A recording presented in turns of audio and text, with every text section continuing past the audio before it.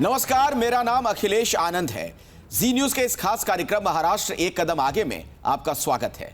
इस कार्यक्रम के जरिए हम जानेंगे महाराष्ट्र की उन अहम खबरों को जो आम लोगों के लिए खास मायने रखती हैं।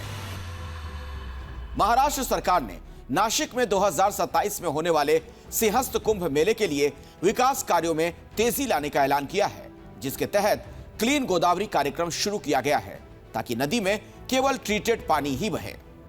महाराष्ट्र सरकार नासिक में सिंहस्थ कुंभ मेले के माध्यम से विकास कार्यों को और गति देगी, जिसके तहत बुनियादी ढांचे के अंतर्गत क्लीन गोदावरी कार्यक्रम शुरू किया गया है। मुख्यमंत्री देवेंद्र फडणवीस ने बताया कि इससे गोदावरी नदी में केवल ट्रीटेड पानी ही बहेगा। फडणवीस ने ये भी कहा कि 2027 में होने वाला सिंहस्थ कुंभ मेला प्रधानमंत्री नरेंद्र मोदी द्वारा किए गए विकास भी और विरासत भी मंत्र का प्रतीक है।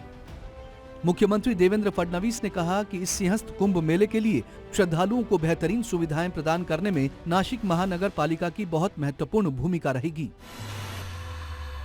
मुख्यमंत्री देवेंद्र फडणवीस और उप मुख्यमंत्री एकनाथ शिंदे ने ऑरेंज गेट से मरीन ड्राइव सुरंग परियोजना के लिए टनल बोरिंग मशीन का शुभारंभ किया।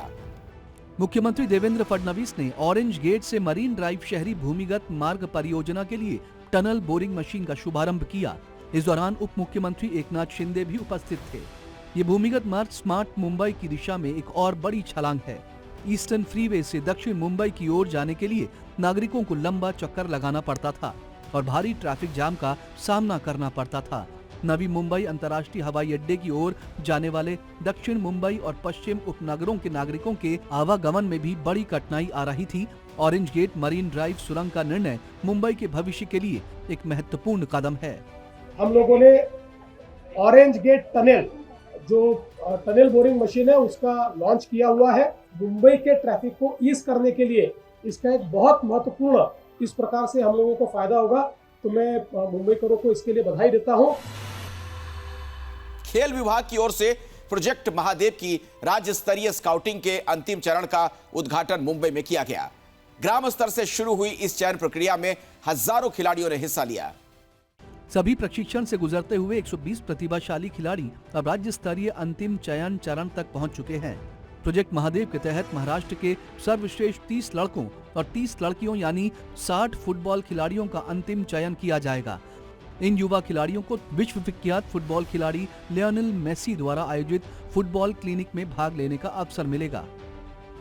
इसके साथ ही अंतिम चयनित 60 खिलाड़ियों को महाराष्ट्र सरकार की ओर से 5 साल की विशेष छात्रवृत्ति प्रदान की जाएगी।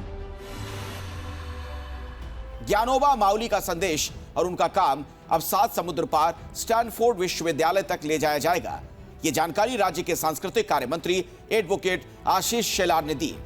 सांस्कृतिक कार्य मंत्री एडवोकेट आशीष शेलार ने कहा कि सभी समाजों के लिए ज्ञान के द्वार खोलने वाले ज्ञानोबा माउली के कार्य को 7 समंदर पार स्टैनफोर्ड विश्वविद्यालय तक ले जाया जाएगा। श्री ज्ञानेश्वर महाराज की 750वीं जयंती के अवसर पर राज्य भर में विभिन्न सांस्कृतिक कार्यक्रमों का आयोजन सांस्कृतिक कार्य विभाग द्वारा किया जाएगा। इसमें तालुका स्तरीय कार्यक्रम, जिला स्तरीय कार्यक्रम, नाटक, विद्वत परिषद, विमोचन कार्यक्रम, सिक्का और डाक टिकट आदि कार्यक्रमों का आयोजन किया जाएगा। महाराष्ट्र विधानमंडल का शीतकालीन सत्र 8 से 14 दिसंबर तक नागपुर में होगा।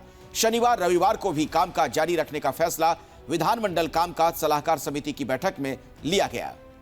महाराष्ट्र विधानमंडल का शीतकालीन सत्र 8 से 14 दिसंबर के बीच नागपुर में होगा। विधानमंडल कामकाज सलाहकार समिति की बैठक में शनिवार और रविवार की सरकारी छुट्टियों के दिन में भी दोनों सदनों का कामकाज जारी रखने का फैसला लिया गया है। भारत के संविधान की गौरवशाली अमृत महोत्सवी यात्रा के मौके पर 26 मार्च 2025 को विधानसभा में इस विषय पर हुई चर्चा के दौरान मुख्यमंत्री देवेंद्र फडणवीस ने जो भाषण दिए थे उन्हें अब एक किताब के रूप में तैयार किया गया है। ये किताब महाराष्ट्र विधानमंडल के संसदीय प्रशिक्षण केंद्र की पहल पर बनाई गई है। विधानसभा अध्यक्ष राहुल नार्वेकर ने बैठक में बताया कि इस पुस्तक का विमोचन समारोह मंगलवार 9 दिसंबर 2025 को राज्यपाल आचार्य देवव्रत के हाथों किया जाएगा। बैठक में उप मुख्यमंत्री अजित पवार भी उपस्थित थे। तो इसी के साथ महाराष्ट्र एक कदम आगे में बस इतना ही। अगले हफ्ते नई विकास की खबरों के साथ फिर मुलाकात होगी। नमस्कार।